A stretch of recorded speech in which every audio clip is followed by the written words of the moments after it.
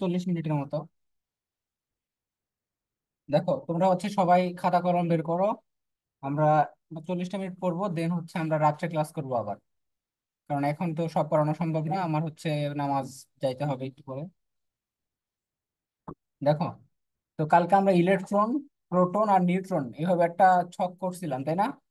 এই ছকটা করো সবাই।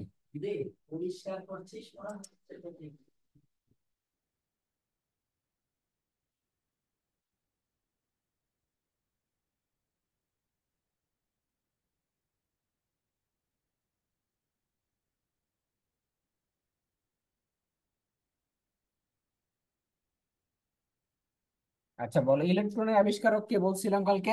স্যার জে জে থমসন, এটা বলছিলাম তাই না?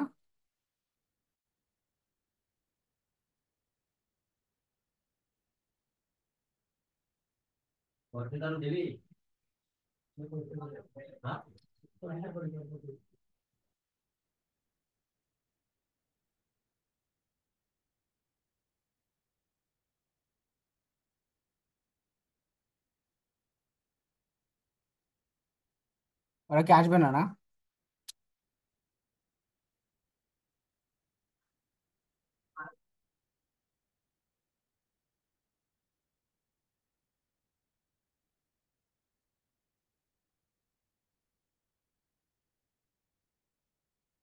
আচ্ছা, ইলেকট্রনের চার্জ কত বলো তো? ইলেকট্রনের চার্জ হচ্ছে 1.-1.60 10⁻⁻⁹ এবং এটা যদি তুমি, এটা হচ্ছে কুলম্বে, যদি তুমি এটাকে ইএসইউ, এটার নাম কি, ইলেকট্রোস্ট্যাটিক ইউনিট, ইলেকট্রোস্ট্যাটিক ইউনিট, এটাতে কনভার্ট করো, তাহলে কি হবে বলো তো? 4.77 × 10⁻⁻10 ইএসইউ, মাইনাস দিতে হবে এখানে, হ্যাঁ। এটা হলো তোমার ইলেকট্রোস্ট্যাটিক ইউনিটে।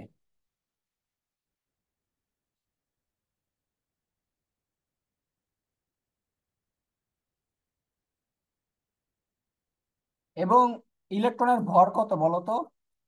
ভর হচ্ছে 9.11 10⁻⁻28 গ্রাম।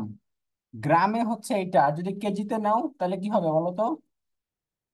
কেজিতে নিলে হবে হচ্ছে -31 কেজি, কি হবে 31। কারণ 1 গ্রাম মানে, যেহেতু গ্রামে আছে, কেজিতে নিলে কি হবে, 1000 দিয়ে ভাগ হবে।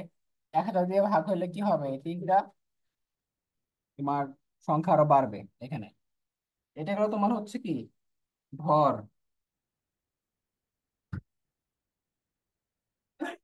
এটা গেল ইলেকট্রন সম্পর্কে কথাবার্তা। প্রোটন আবিষ্কার করছে কে? প্রোটন আবিষ্কার করছে হচ্ছে রাদারফোর্ড। কে আবিষ্কার করছে প্রোটন? রাদারফোর্ড।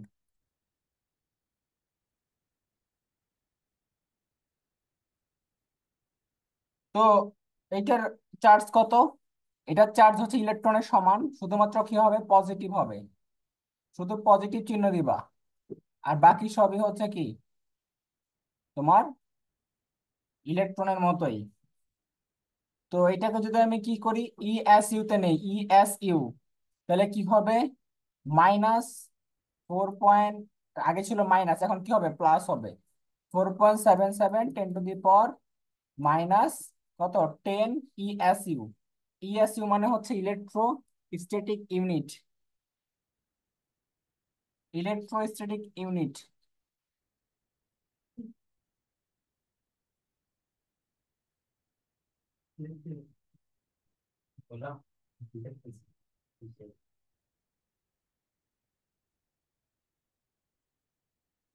লেখছো? জি ভাইয়া। আচ্ছা, এরপরে তোমার, এটার ভর কত? ভর হচ্ছে তোমার 1.672 10⁻⁻24 গ্রাম। তো গ্রামটা মনে রাখবা, যে কোনো একটা মনে রাখবা সব সময়, হয় গ্রাম মনে রাখবা, না হয় কেজি মনে রাখবা, কারণ অপশনে কিন্তু গ্রামও থাকতে পারে, কেজিও থাকতে পারে। ঠিক আছে? এই মাহিয়া, বোর্ড তো ঠিক হয়ে গেছে। ভাইয়া ক্লাস শুরু হয়েছে কখন হয়েছে? কতক্ষণ এই সময় হয়েছে? এই 5 মিনিট।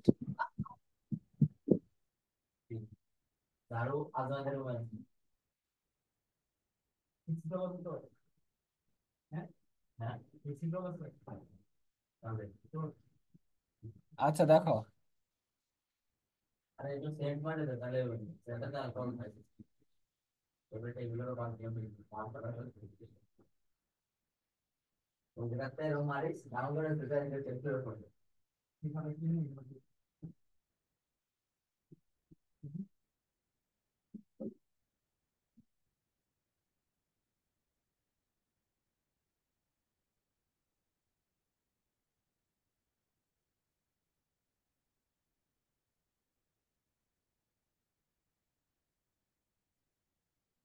এবার দেখতে পাচ্ছ না সবাই?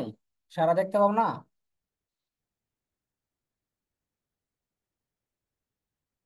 আচ্ছা, প্রোটন। আচ্ছা, প্রোটনটা কোথায় আবর্তন করে বলো তো, অবস্থানটা কোথায়? কেন্দ্রে মানে নিউক্লিয়াসে। নিউক্লিয়াসে, হ্যাঁ। আরে বারবার চলে যাচ্ছে কেন?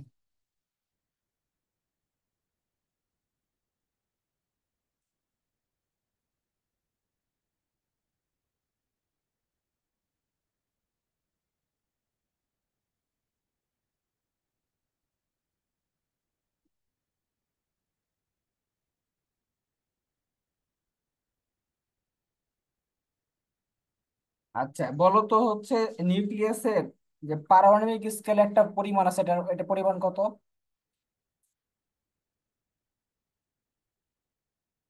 পারমাণবিক স্কেলের পরিমাণটা কত বলতে পারবে কেউ?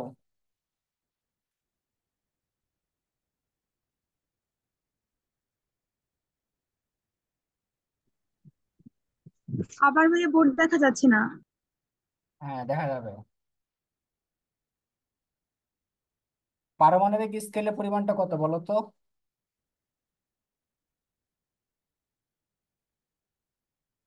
এটা হচ্ছে 1 পয়েন্ট, এটা কিন্তু অবজেক্টিভ আসে 1.007276 AMU। এটা AMU মানে কি? Atomic mass unit. এটা কিন্তু তোমার হচ্ছে মেডিকেল পরীক্ষায় আসে। AMU এটা হচ্ছে প্রোটনের পারমাণবিক স্কেলে পরিমাণ।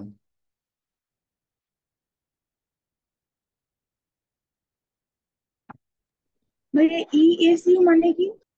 ইএসইউ মানে হচ্ছে ইলেকট্রোস্ট্যাটিক ইউনিট। Electrostatic unit.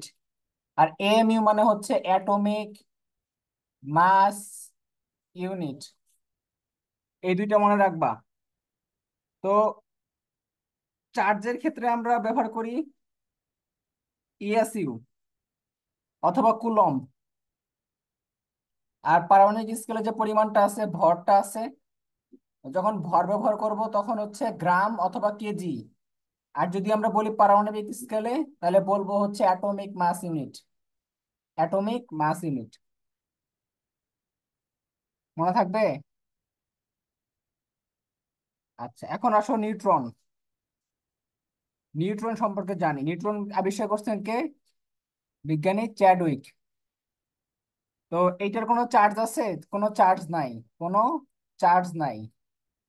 তারপরে এদের চার্জটা কি নিরপেক্ষ, অর্থাৎ চার্জ তো নাই, নিরপেক্ষ হবে স্বাভাবিক। ভরটা কত? ভর হচ্ছে 1.675 × 10⁻⁻24 গ্রাম। দেখো, এটা হচ্ছে ভর। যদি আমরা অ্যাটমিক মাস ইউনিটে নেই, অ্যাটমিক মাস ইউনিট, সেখানে কত হবে? 1.008685। 1.008685 অ্যাটমিক মাস ইউনিট। এর অবস্থানটা কোথায়? নিউক্লিয়াসের মধ্যে অবস্থান। কোথায় অবস্থান? নিউক্লিয়াসের মধ্যে। তো ইলেকট্রনটা কিন্তু চারদিকে আবর্তন করে, এই জন্য ইলেকট্রনের অবস্থানটা কোথায়? কক্ষপথে। ঠিক আছে? ইলেকট্রন অবস্থান করে কোথায়? কক্ষপথে। আর নিউট্রন এবং প্রোটন কই থাকে? নিউক্লিয়াসে। কই থাকে? নিউক্লিয়াসে। আচ্ছা, এবার আসো হচ্ছে অস্থায়ী মূলকণিকা। অস্থায়ী মূল কণিকা।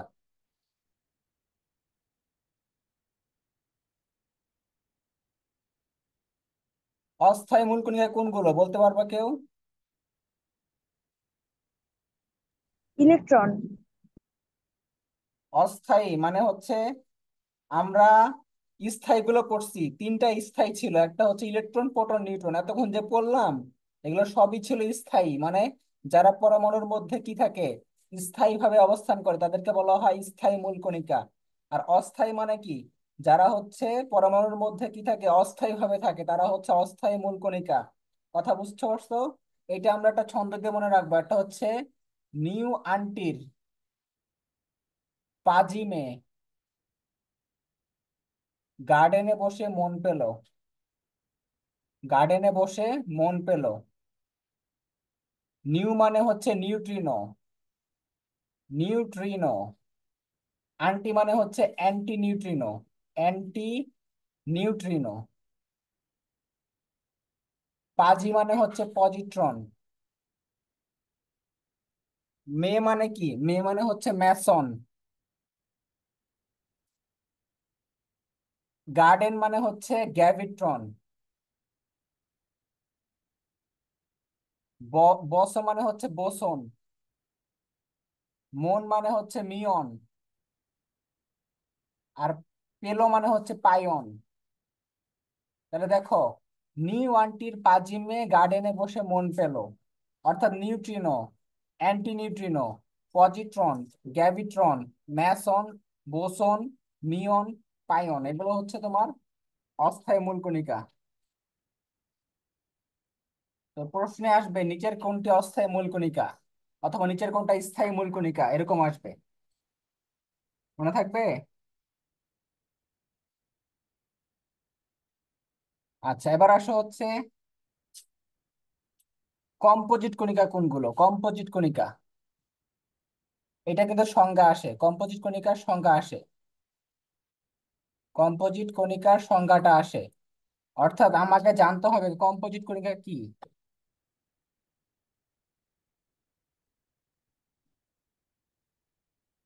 তো কম্পোজিট কণিকা হচ্ছে দুই প্রকার, একটা হচ্ছে, দুই প্রকার কম্পোজিট কণিকা, কয় প্রকার? দুই প্রকার। একটা হচ্ছে তোমার আলফা কণা। ভাই ওই পেলোতে হবে কি, মন পেলো? পেলোতে হচ্ছে পাইয়ন, পাইয়ন, এই যে লিখে দিলাম পাইয়ন। আচ্ছা, আলফা কণা এবং হচ্ছে ডিউটেরন কণা, এটা হচ্ছে তোমার কম্পোজিট কণিকা। আলফা কণা মানে কি, আলফা কণা মানে হচ্ছে, কে বলতে পারবো আলফা কণা মানে কি?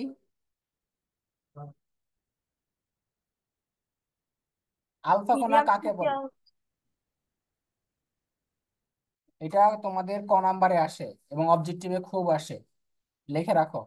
এটা হচ্ছে হিলিয়াম নিউক্লিয়াসের দ্বিধনাত্মক চার্জ, হিলিয়াম নিউক্লিয়াসের দ্বিধনাত্মক চার্জ, বুঝো নাই? অর্থাৎ হিলিয়ামটা হচ্ছে এটা, হিলিয়ামের তোমার সংখ্যা কত, দুই, ভর কত, চার, এবং চার্জ কত, টু প্লাস।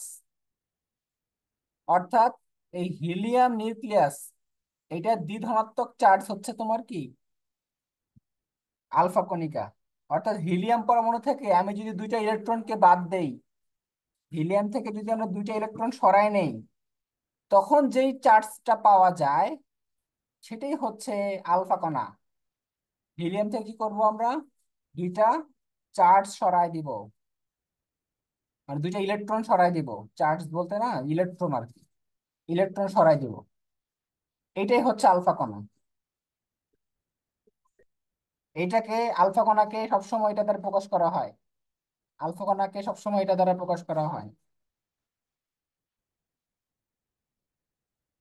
এটা সংজ্ঞায় আসে ক নাম্বারে, লিখে রাখো, ক নাম্বারে আসে।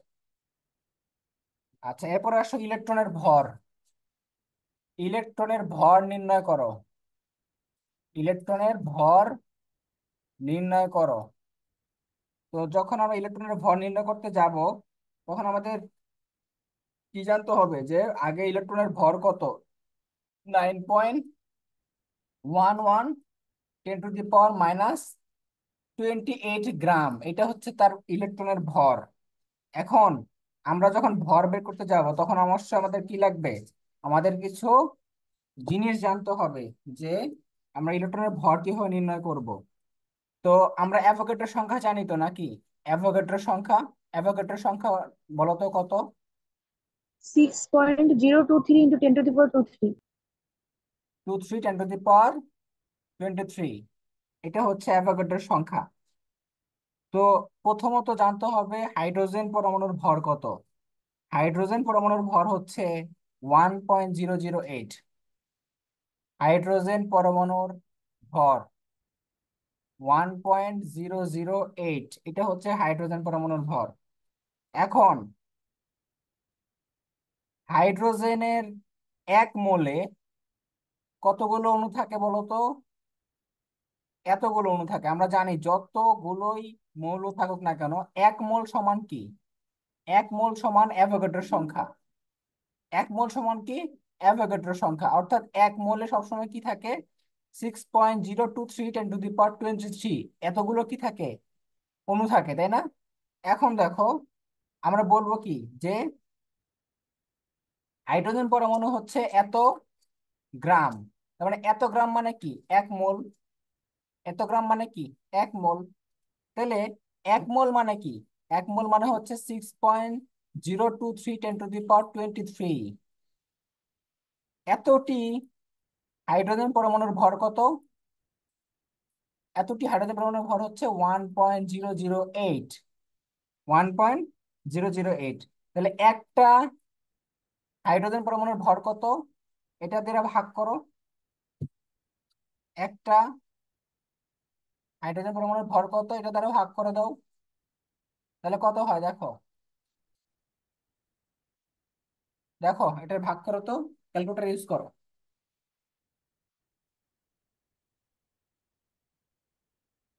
কত আসছে? 1.673 into 10 inverse 24। হ্যাঁ, অর্থাৎ 1.67 × 10⁻⁻24 গ্রাম, এইটা উত্তর আসবে। অর্থাৎ এইটা হচ্ছে কার ভর? এটা হচ্ছে হাইড্রোজেনের ভর। এটা হচ্ছে হাইড্রোজেনের ভর। এখন যদি তোমাকে বলে যে তুমি ইলেকট্রনের ভর বের করো, কার ভর বের করো? ইলেকট্রনের ভর বের করো, তখন তুমি কি করবা? এখান থেকে নিউটন আর প্রোটন মাইনাস করবো নাকি? না, ইলেকট্রনের ভর বের করতে বললে ইলেকট্রনের ভর কত বলো? 9.11 × 10⁻⁻28 গ্রাম। তোমাকে এটা বের করতে বলছে। তখন তুমি কি করবা? এই যে হাইড্রোজেনের ভরটা আছে না, এই হাইড্রোজেনের ভরটাকে আমরা কত দ্বারা ভাগ করব? 1838 দ্বারা ভাগ করব। কেন ভাগ করব বলো তো? কারণ আমরা জানি ইলেকট্রনের ভর অতিশয় নগণ্য। কার তুলনায় নগণ্য? হাইড্রোজেনের তুলনায়, মানে প্রোটনের তুলনায়। একটা প্রোটনের তুলনায় ইলেকট্রনের ভর অতি নগণ্য। কত বেশি নগণ্য? 1836 বা 1838 গুণ কম। এই জন্য আমরা এইটা দ্বারা ভাগ করলে আমরা কি পাবো? ইলেকট্রনের ভরটা পাবো। বুঝতে পারছো? অর্থাৎ ইলেকট্রনের ভরটা অনেক কম। কার তুলনায় কম? প্রোটনের তুলনায় কম। তাহলে প্রোটনের তুলনায় কত গুণ কম? 1838 গুণ কম। যদি এত গুণ কম হয় তাহলে কি এটা দ্বারা ভাগ করতে হবে না? ভাগ করলে কিন্তু আমরা এই উত্তরটা পেয়ে যাবো এখানে। বুঝতে পারছো? দেখো ক্যালকুলেটর ইউজ করো, পেয়ে যাবে। আচ্ছা, এখন দেখো ইলেকট্রনের চার্জ। ইলেকট্রনের চার্জ কিভাবে বের করে বলি তো? বলো তো কেউ। ইলেকট্রনের, ক্যালকুলেটর দিয়ে। হ্যাঁ, ক্যালকুলেটর দিতে বের করে। কিভাবে বের করে বলো, প্রসেসটা কি? ক্যালকুলেটরে ফুললি মানে দেওয়া থাকে ভাই, ওইটা অন করলেই মানে বের হয়ে আসে। তোমাকে তো যদি খ নাম্বারে প্রশ্ন আসে যে ইলেকট্রনের চার্জ গণনা করে দেখাও, তখন তোমাকে সূত্র ইউজ করতে হবে। সূত্র ইউজ করে মান বসাইতে হবে। তারপর তোমাকে অ্যান্সার লিখতে হবে। তুমি বলবা যে ক্যালকুলেটরে আসছে, আমি মান বসাই দিছি, 2 এ 2 দিয়ে দিবে না? তাহলে বা হচ্ছে, এমসি কাজ যেমন এটাই করছি, ওই জন্য আর কি বললাম। আচ্ছা দেখো, এক F/n। মোল ইলেকট্রনের চার্জকে যে অ্যাভোগাড্রোর সংখ্যা দিয়ে ভাগ হ্যাঁ, করলে। হ্যাঁ, কে বলছে এটা? এই যে মাহিয়া, আমি। Very good. ওই যে ওই পরীক্ষা দিছে না হলিক্রসে, ওগুলা পড়ে রাখছে, বুঝছো? বিশাল চালাক আছে। দেখো এফ হচ্ছে কি, এফ হচ্ছে তোমার 1 ফ্যারাডে। 1 ফ্যারাডে মানে হচ্ছে 96,500 কুলম। কত? 1 ফ্যারাডে মানে কি? 96,500 কুলম। এই 96,500 কুলমকে যদি আমি অ্যাভোগাড্রোর সংখ্যা দ্বারা ভাগ করি, কি দ্বারা ভাগ করি? অ্যাভোগাড্রোর সংখ্যা দ্বারা, তাইলে হচ্ছে কি হয় বলতো? ইলেকট্রনের চার্জ পাওয়া যায়, অর্থাৎ 1.60 × 10⁻⁹ এটা পাওয়া যায়। এখন তোমাকে মনে রাখতে হবে,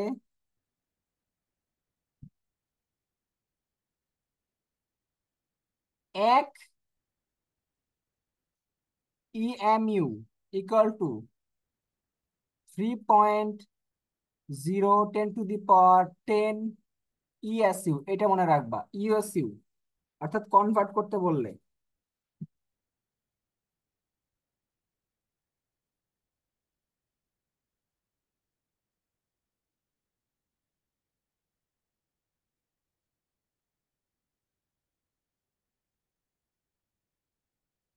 ইএমইউ মানে কি বলতো?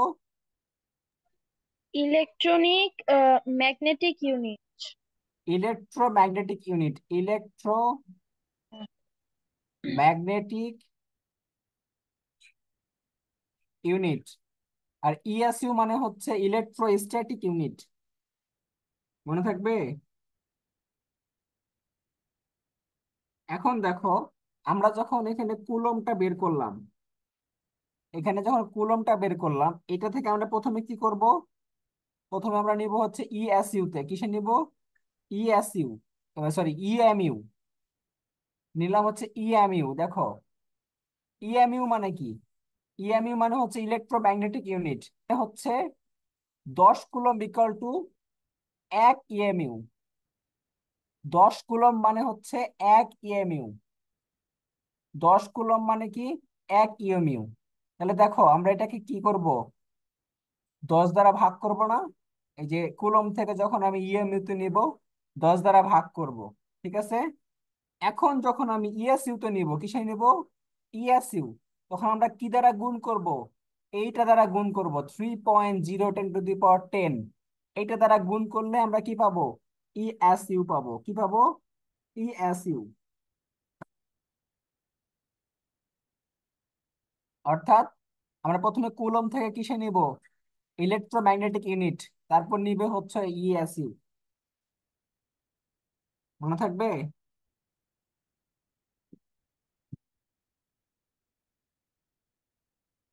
আচ্ছা দেখো, এরপরে হচ্ছে তোমার,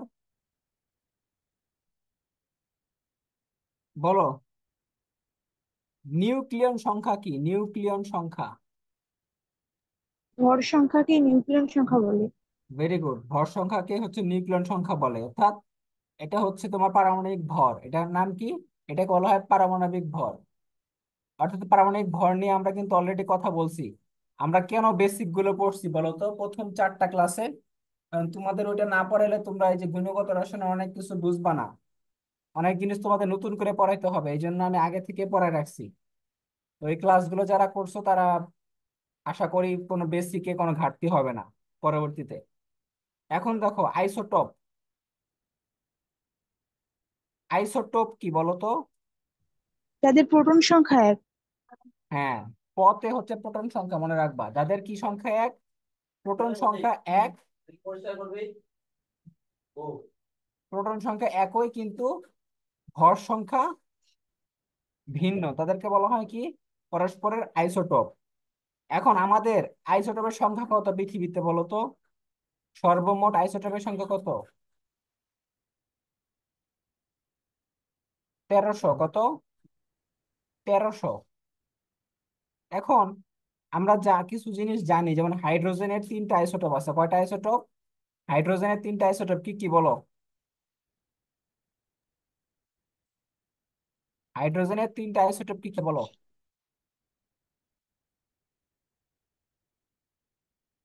হাইড্রোজেনের 3টা আইসোটোপ কি?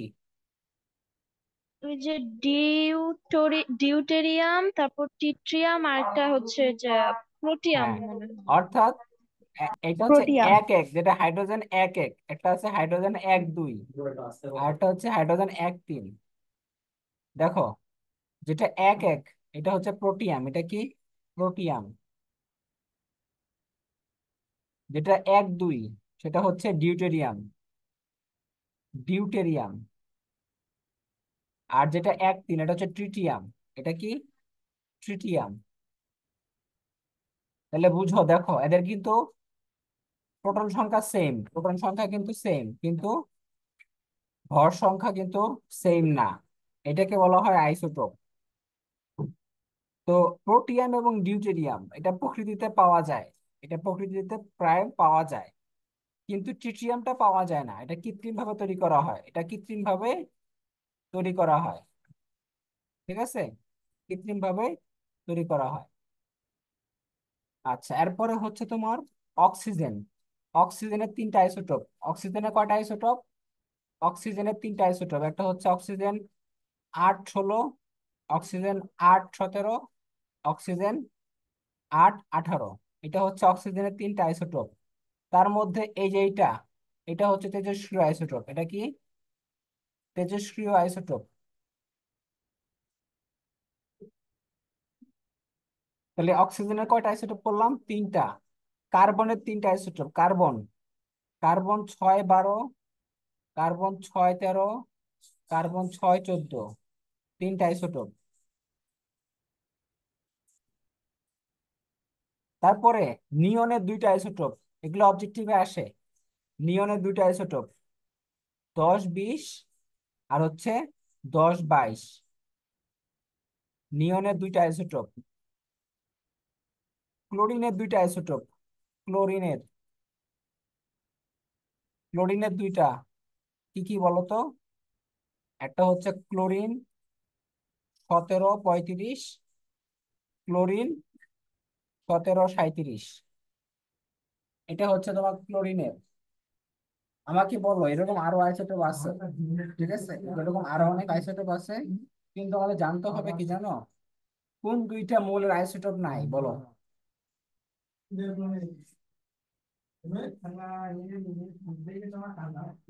বলো, কোন দুইটা মৌলের আইসোটোপ নাই? কোন দুইটা মৌলের আইসোটোপ নাই? মাহিয়া নাইট্রোজেন। বলো। নাইট্রোজেনের না, এটা হবে না। আমি বলে দিই তাহলে, এটা কিন্তু স্টার দিয়ে রাখো, এটা স্টার। স্থায়ী আইসোটোপ। স্থায়ী আইসোটোপ মানে হচ্ছে যাদের আইসোটোপ নাই। স্থায়ী আইসোটোপ মানে হচ্ছে যাদের আইসোটোপ নাই। একটা হচ্ছে সোডিয়াম, একটা হচ্ছে ওরাম, এদের কোনো আইসোটোপ নাই। অর্থাৎ যদি প্রশ্নে আসে নিচের কোন মৌলটির স্থায়ী আইসোটোপ আছে, নিচের কোন মৌলটির স্থায়ী আইসোটোপ মানে হচ্ছে যার আইসোটোপ নাই। একটা হচ্ছে সোডিয়াম, একটা হচ্ছে ওরাম। এটা দুইবার আসছে ভর্তি পরীক্ষায় এই প্রশ্নটা।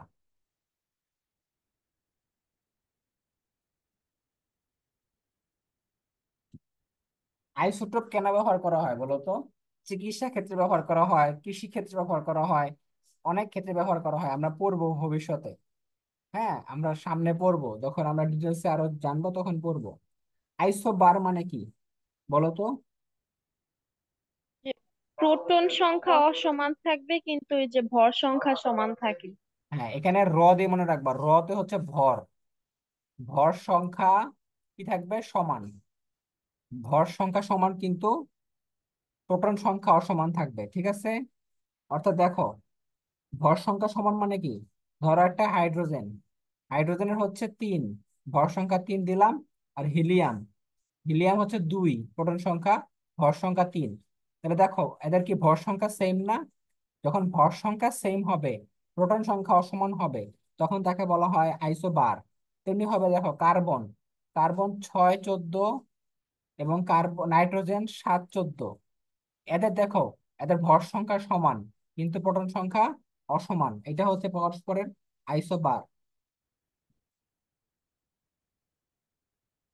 আইসোবার।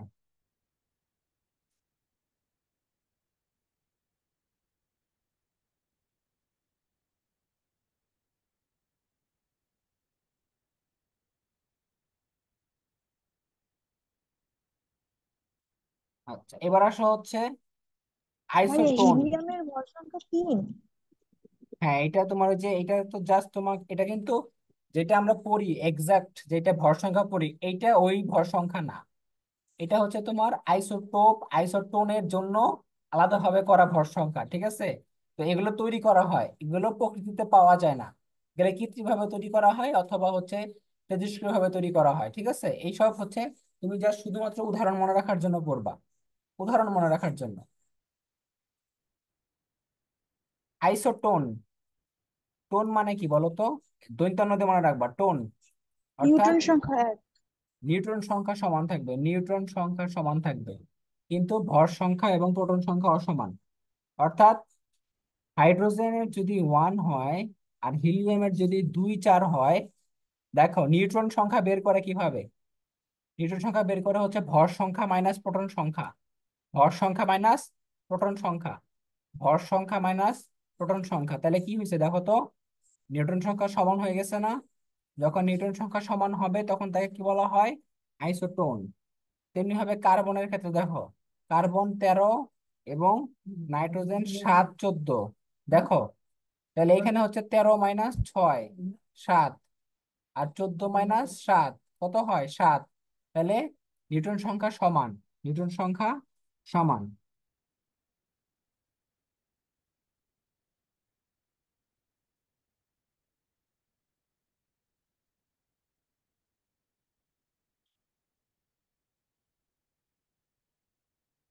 আচ্ছা, এবার বলো দেখি, আহ মাহিয়া বলো, আইসোমার কি? আইসোমার,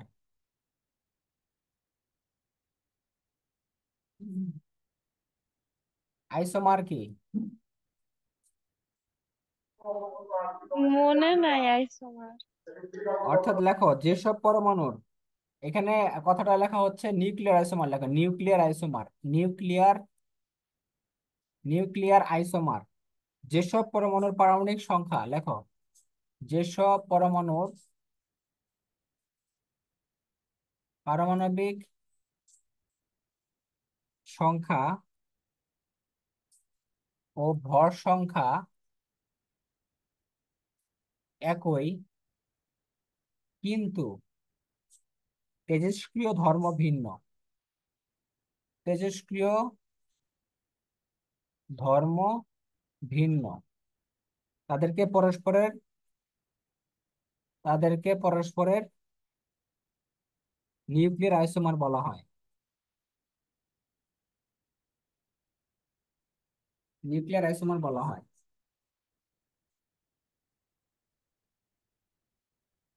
আচ্ছা, তাহলে দেখো পারমাণবিক সংখ্যা এবং ভর সংখ্যা কি একই থাকবে। যেমন ধরো এই জিঙ্কের ক্ষেত্রে খেয়াল করো, জিঙ্কের আমি ধরলাম হচ্ছে এদের পারমাণবিক ভরটা হচ্ছে 69 ধরলাম, কি ধরলাম? 69।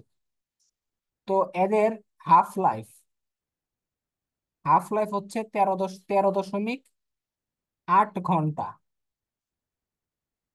এবং আরেকটা নিলাম, আরেকটা জিঙ্ক নিলাম, এইটা হচ্ছে তোমার, এটা 69, কিন্তু এটার হাফ লাইফ হচ্ছে, হাফ লাইফ বলতে হচ্ছে অর্ধ জীবন বলে, কি বলে? অর্ধ জীবন। অর্ধ জীবন বলতে কি বোঝায় বলো তো? অর্থাৎ এমন একটা সময় যেখানে তার 50% তেজস্ক্রিয়তা শেষ হয়ে যায়, 50% তেজস্ক্রিয়তা কি হয়ে যায়? শেষ হয়ে যায়। এটাকে বলে হাফ লাইফ। অর্থাৎ যেই সময় লাগে তার 50% কি হইতে? তেজস্ক্রিয়তা শেষ হইতে বা নষ্ট হইতে, তাকে বলা হয় হাফ লাইফ বা অর্ধ জীবন।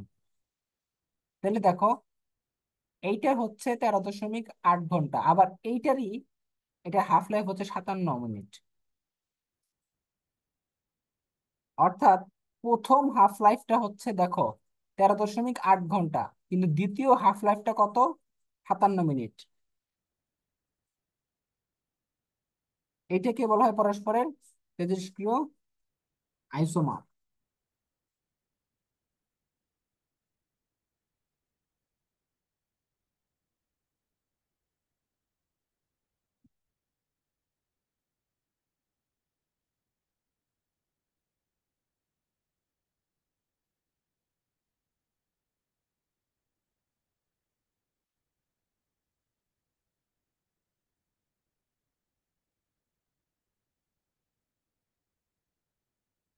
আচ্ছা, এবার আসো হচ্ছে আইসো ডায়াফার। আইসো আইসো ডায়াফার আইসো ডায়াফার জিনিসটা কি বলো তো? লেখো। যেসব পরমাণুতে যেসব পরমাণুতে নিউট্রন ও প্রোটন সংখ্যার পার্থক্য সমান। প্রোটন সংখ্যার পার্থক্য সমান, তাদেরকে পরস্পরের আইসো ডায়াফার বলা হয়। তাদেরকে পরস্পরের আইসো ডায়াফার বলে। দেখো, কি সমান বলো তো? নিউট্রন এবং প্রোটন সংখ্যার পার্থক্য সমান। ধরো এইটা হচ্ছে ইউরেনিয়াম। ইউরেনিয়ামের তোমার সংখ্যাটা হচ্ছে 92 এবং ভরটা হচ্ছে 238। আর এটা হচ্ছে থোরিয়াম। এটা কি? থোরিয়াম। এটা হচ্ছে 90 এবং হচ্ছে 234। দেখো, এদের প্রোটন সংখ্যার পার্থক্য কত বলো তো? 92 - 90। প্রোটন সংখ্যার পার্থক্য হচ্ছে 2। 92 - 90, পার্থক্য কত বলো তো? 2। বুঝতে পারছো? এবং দেখো, নিউট্রন সংখ্যার পার্থক্যটা খেয়াল করো। নিউট্রন সংখ্যা 238 - 92, 234 - 90, পার্থক্যটা কত বলো তো? এখানে হচ্ছে পার্থক্যটা কত? 92 বিয়োগ করলে কত হয়? এখানে 238 থেকে একশো 92 বিয়োগ ছেচল্লিশ। করলে কত? 146। আর এখানে কত হয়? 144 না? তাহলে পার্থক্য কত বলো তো? 2 না? পার্থক্য কিন্তু 2। তাহলে দেখো, প্রোটন সংখ্যার পার্থক্য 2, নিউট্রন সংখ্যার পার্থক্য 2। এটাকে বলা হয় পরস্পরের আইসোডায়াফার। বুঝতে পারছো? প্রোটন সংখ্যার পার্থক্য 2, নিউট্রন সংখ্যার পার্থক্য 2।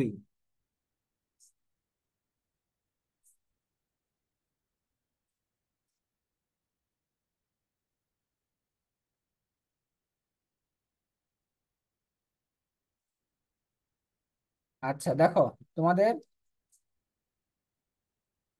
এই তোমাদেরকে বিকেলে কোনো ক্লাস আছে আজকে? কার কোনো সমস্যা আছে বিকেলে ক্লাসে? না ভাইয়া। মাহিয়া, তোমার ক্লাস আছে? না সুপ্রিয়া, সাবা? ভাইয়া আমার 4টা থেকে প্রাইভেট আছে। কি প্রাইভেট তোমার? আইসিটি।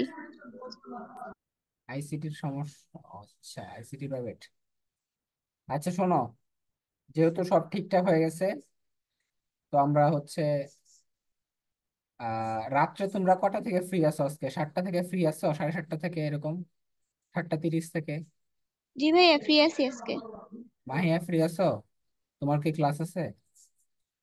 না ভাইয়া, নাই আজকে। আজকে তো ক্লাস নাই নাকি? না মুনিরা তো নাই না? না, আজকে কারোরই নেই। তাহলে হচ্ছে আমরা 7:30টার দিকে জয়েন করবো। কটার দিকে? 7:30 থেকে একদম 10টা পর্যন্ত ক্লাস নিয়ে বসতে। বুঝতে পারছো? আজকে যেহেতু সব ঠিকঠাক হয়ে গেছে, মানে এখানে ঝামেলা টামেলা সব শেষ, তো ভাই আমাদের 8টা হলে কি প্রবলেম হবে ভাই? আমার তো এক্সাম ছিল একটা, কি এক্সাম তোমার? মানে ফিজিক্স এক্সাম ছিল, মানে অনলাইনেই। আচ্ছা, অনলাইনে তুমি এটা পরে দিতে পারবা, সমস্যা নাই, কিন্তু আমার একটু টাইম লাগবে আজকে ক্লাস নিতে। আচ্ছা ভাই ঠিক আছে, সমস্যা নেই। আচ্ছা ঠিক আছে, যাও তাহলে এখন।